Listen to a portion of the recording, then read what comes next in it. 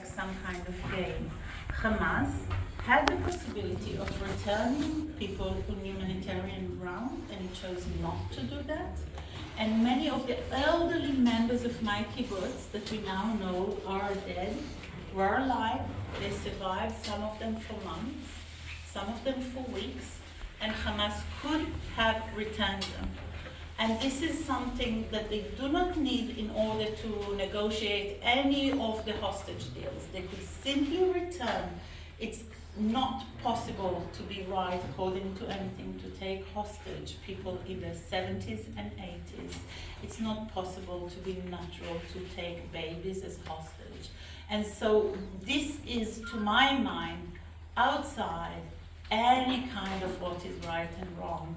They should have, they could have, and they did not return our people, our elderly members, when they could have returned them, and they have done it with my mom. She was returned on humanitarian ground after 17 days, and my mom is doing quite well, mostly because the longer you stay in these inhumane conditions, the harder it is for your elderly body to survive it. And we know, if we look at Zalman, he died in the hospital in Khan Yunis after about a month. We know it because there was other members of the kibbutz that were held hostage there with him, and has seen him deteriorating slowly.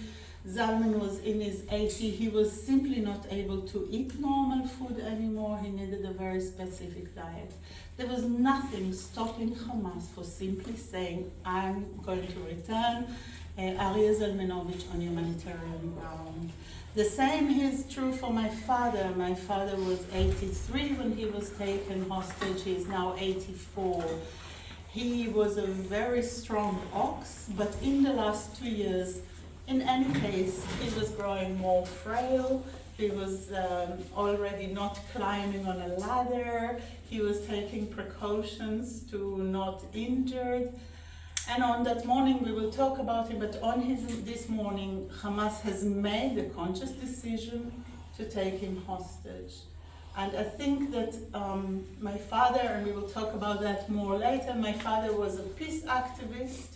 2 weeks before he was kidnapped, my father took Palestinian sick people from the border with Israel and Gaza to hospital. He did that once or twice a week ever since he retired.